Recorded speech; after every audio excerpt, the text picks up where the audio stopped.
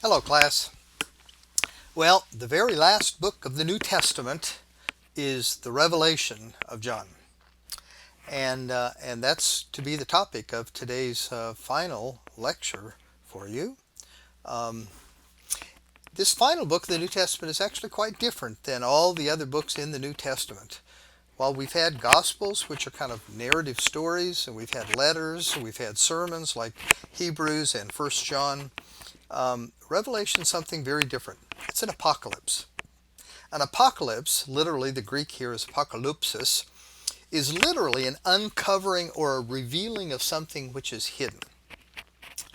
And that's actually the name of our final book. In the Greek, it's the apocalypsis, euanenon. But we actually use this term, an apocalypse, for all the kind of literature that's kind of like the book of Revelation. That is, various documents that were occurring in this period of the New Testament that were written very similarly show us hidden things, and they do it usually by giving or relaying visions of somebody seeing things in heaven. Oftentimes in very symbolic ways, use of numbers, colors, animals, very conflicting images, almost kind of kaleidoscopic images. And there's a number of these documents in antiquity, and they're all called now apocalypses after our book of Revelation. Now, before we go too much further, let me just make a quick comment. Notice that I talk about the Revelation. This book is the Revelation. There's no plural. It's not revelations. It's the revelation to John of Jesus Christ. Jesus is the revealer to John, and he's revealing these hidden things, but it's a single revelation. Well, let's start at the beginning here then. John, and he addresses himself as John. We don't know which John this is, but it's a John. He sees this opening vision while he is exiled on Patmos, which is an island just off the coast of Asia Minor. Now, this all takes place likely during the reign of Emperor Domitian, somewhere in the range of 90 to 95 AD. Domitian was a particularly difficult emperor. He punished the church in a lot of ways, and John seems to have been sent into exile because of his faith to Patmos. And it's while he's on this island of Patmos that he has this vision. And in the vision, he's initially instructed to write to the seven churches of Asia Minor. These seven churches are Ephesus, Smyrna, Pergamum, Thyatira, Sardis, Philadelphia, and Laodicea. Now you're going to recognize some of these. Ephesus, for instance, which is where Paul spent quite a bit of his time. Laodicea, which is very close to Colossae. When he wrote to the letter of Colossians, he talked about Laodicea. And the others are actually in fairly close proximity to this area. And in a bit, I'll have a map that shows you where those are. I think it's important, though, that he does start with this focusing on these actual seven churches. And I think we're going to want to pay attention to the fact that this revelation seems to be geared to specific instances and issues that are involving these seven churches. It's not just some kind of pie in the sky type of document. Now, the opening vision that he has when he hears this request to write these letters, actually he sees Jesus himself standing in the midst of seven lampstands. And in his hand he has seven stars. The seven lampstands represent these seven churches that are to be addressed, and the seven stars are said to be the spirits that are guiding these various churches. And if you look at the map then, you'll see that Patmos is just a bit off the coast from Ephesus, and that all of these churches are actually in fairly close continuity. And you could easily imagine these to be connected in some particular way, and I think that is in fact true. In chapters 2 and 3 then of Revelation, we find these actual letters being relayed, each one's in a sequence. Each one of the letters praises the church to whom it's addressed for positive attributes they have, sometimes for their resistance to a false teacher, sometimes for their faithfulness. But it also criticizes each one of them for whatever failures they have. Sometimes it's lack of perseverance, sometimes it's lack of faith, sometimes it's for allowing false teachers to live and teach in their church. Now, each one of these letters also maintains some kind of a specific reference to the area in which some aspect of that church that is rather specific. And this suggests that the visions to follow are all dealing with real problems in the churches at the time, not just some future predictions. There's some real specificity here going on. Let me give you an example. In Revelation 2:12 to 17 is the letter to the church in Pergamum. Pergamum, it says, is where Satan's throne is. Well, what do we know about Pergamum? Well, as it turns out, that Pergamum was famous in antiquity for having this huge temple to Zeus. This temple, by the way, was actually deconstructed stone by stone and rebuilt in the museum, the Pergamum Museum in Berlin. If you get a chance, you really need to go see that. But this huge famous temple clearly seems to be the reference to Satan's throne. So this church was actually being praised for being faithful in the context of being in a city in which the Zeus temple was the dominant feature. But they're also criticized for failing to resist a couple of false teachers. There's reference here to Balak, and another reference especially to the Nicolaitans, and Nicolaitans shows up in one of the other letters. So there's a positive element and a concern, and oftentimes the concern has to do with false teaching. All right, this, by the way, picture is of the rebuilt Zeus temple in Berlin. Well, as we move past those 7 letters, we come into the vision part of it, of this book, this apocalypse. In Revelation 4 and 5, John sees a vision of the throne of God. Now, this is very similar in some ways to Ezekiel's vision of God's throne up on top of kind of a glassy sea. And he looks and sees this throne, and surrounding it are 24 elders and 4 living creatures. And much of this is also drawn very much out of the stock of images that we have in the book of Ezekiel. For instance, the 4 living creatures in Ezekiel, there's 4 of them, and each one of them have 4 faces. And the faces are the same as we find here in Revelation. That is, one is the face of a man, one is the face of an ox, one is the face of a lion, and one is the face of an eagle. In Revelation, slightly different. The 4 living creatures are distinct. One has the face of an eagle, one has the face of an ox, one has the face of a person, one has the face of a lion. But the kind of the stock of images is very similar. Whatever, all these elders and the living creatures, and a bit later in Revelation we had angels that come and celebrate. And in Revelation 4, the initial scene is worship. They worship God on the throne. They cry out, "You are worthy, our Lord and God, to receive glory and honor and power because you created all things." It's by your will that they existed and were created. And there's just a number of these little snippets of kind of worship stanzas that occur here in these 2 chapters. And in the midst of this worship then of God on the throne, there appears this individual that is the Lamb who had been slain, comes and approaches the throne. And it's pretty clear from the nature of this imagery that the Lamb who was slain is Jesus. And he approaches the throne and he receives a scroll from God, and they cry out that he is worthy to receive this scroll. He's worthy, in fact. And as he takes this scroll, all of these assembled elders and living creatures cry out worship to him as well. Worthy is the slaughtered lamb to receive power and wealth and wisdom and might and honor and glory and blessing.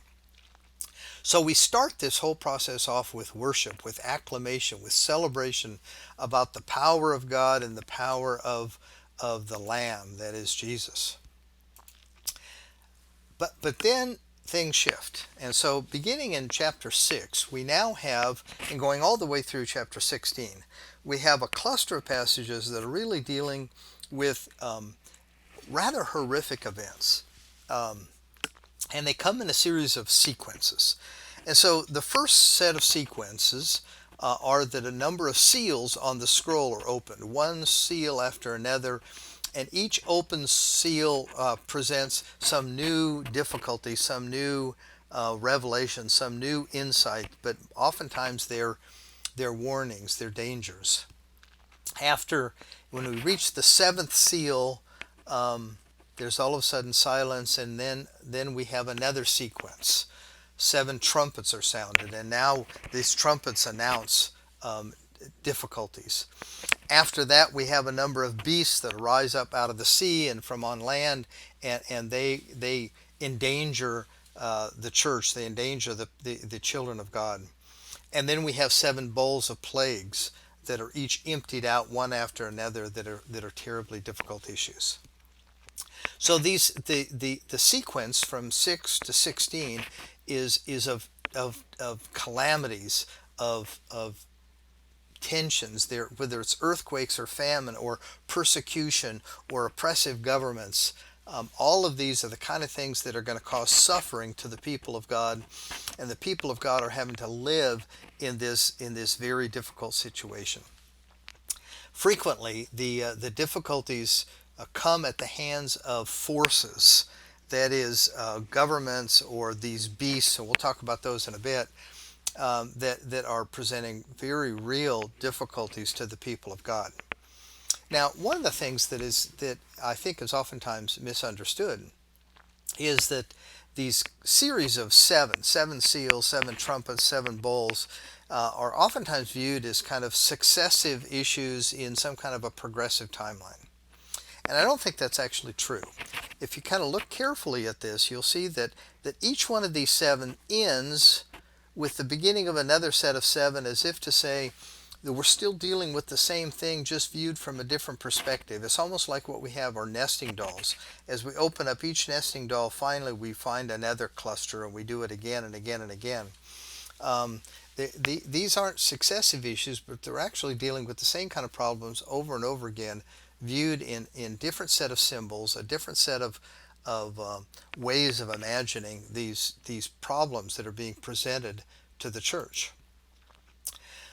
In the midst of these various calamities, we notice that a beast arises from the sea with multiple horns and crowns, and there's another beast who comes from the land. And notice the emphasis in Revelation on the beasts having horns.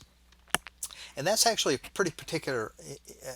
particularly useful bit of information, because it immediately ought to remind us of the book of Daniel. The latter part of the book of Daniel, from chapters 7 through 12, frequently talk about these images of various governments that are being raised up, and they're presented in the form of animals and oftentimes in the form of horns. Horns is kind of the biblical representation for governments, for powers. And the way that this beast from the sea is presented with the 10 horns, it seems particularly striking, at least to many commentators, that it's representing Rome, and that the horns are the various Roman emperors who are persecuting the church. And of course, we talked about the fact that this is written right in the midst of Domitian's persecution, and John himself is on exile. And that seems to be a big part of the context of what is going on here. But of course, these tribulations, these calamities, these difficulties are not the end of the story. They're in the middle of the story between this initial celebratory worship in chapters 4 and 5, and then finally we get to the end of these calamities, and what we see is an account of Jesus finally being victorious over the forces that are causing all these to take place.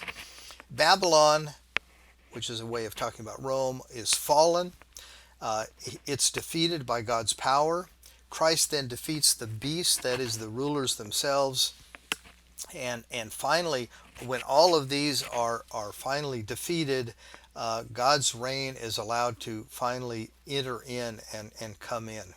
And so, what seems like an endless series of problems that we read about from chapter 6 to 16 is actually temporary, because God is in the business of overcoming these difficulties on behalf of His church. God's power is absolute. And even in the midst of when we think things are going terribly wrong, like today in this coronavirus, the reality is that God is in fact victorious still and will be victorious. So when Jesus finally is able to vanquish the beast, once again we see the um, celebratory response in heaven, where now the elders and the living creatures and all the angels and even those people who have been martyred and are there clustered under the throne, they all break out in worship and song. Hallelujah, the Lord our God the Almighty exercised his royal power.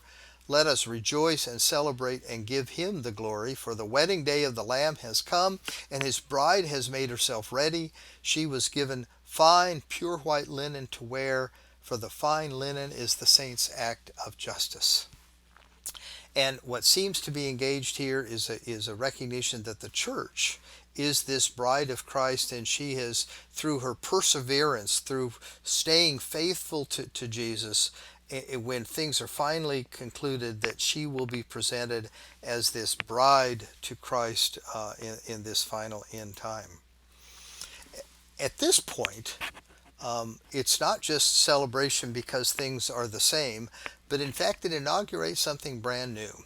There's a new heaven and a new earth that has been prepared, and the old has passed away. A new heaven and a new earth take place, and this new heaven and this new earth actually are going to become the dwelling place where God lives in the very midst of humankind. It says God's dwelling is here with humankind. He will dwell with them, and they will be his peoples, and death will be no more. And so this is the opportunity for a completely new creation, something that Paul actually anticipated in 2 Corinthians. You are a new creation. We're already in the process of kind of being birthed, being formed for this new opportunity.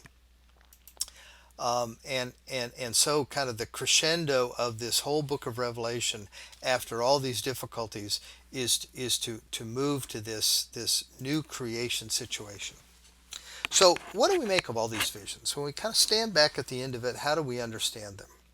Well, I think a major focus would seem to me that these are really about events at the time of John's writing.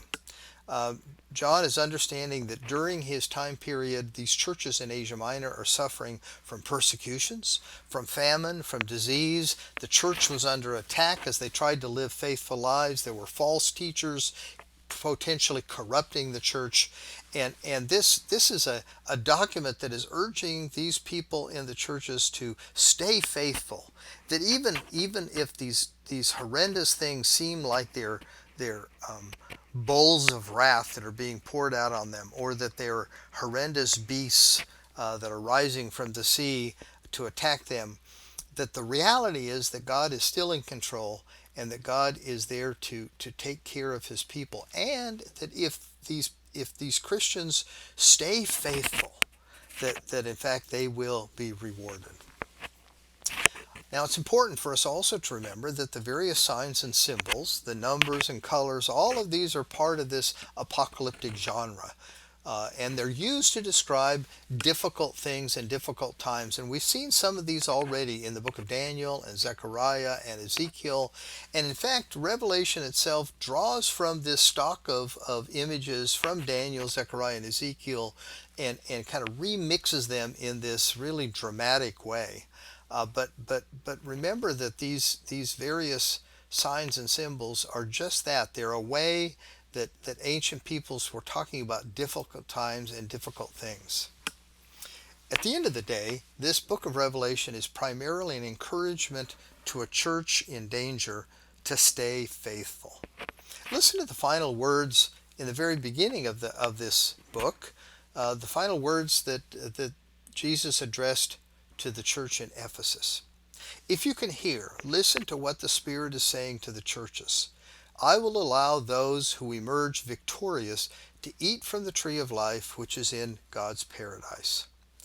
This is the promise that is fulfilled in Revelation 20 to 22 when finally that we move past the end of these really terrible situations. Those who have been faithful celebrate with God at the end of time. So I would interpret the book of Revelation not so much a prediction of a series of events to come, not as a roadmap or a sequence of events, but rather as a way of imagining what was taking place here in the first century to a cluster of churches that were experiencing really hardship. Each of the disasters is a way of seeing the same events or series of events with a different set of symbols. And the purpose of these visions was to urge the church to stay faithful. I, God, am victorious, so stay faithful. But frankly, that same message to the church in Ephesus and these other churches in Asia Minor is just as valid today. That is, that we read Revelation, what we should primarily hear is this recommendation for us to stay faithful because God, in fact, is victorious. So that is the kind of the essence of the book of Revelation. I hope that helps you kind of understand and kind of gather what the kind of essence of that book really is. And I hope that therefore, as you reread it, that you find a lot of encouragement from it. That it is a positive book. It's not some horrific view of some dangers that are about ready to come to us. Thank you. I hope that you enjoy reading the book of Revelation. Bye.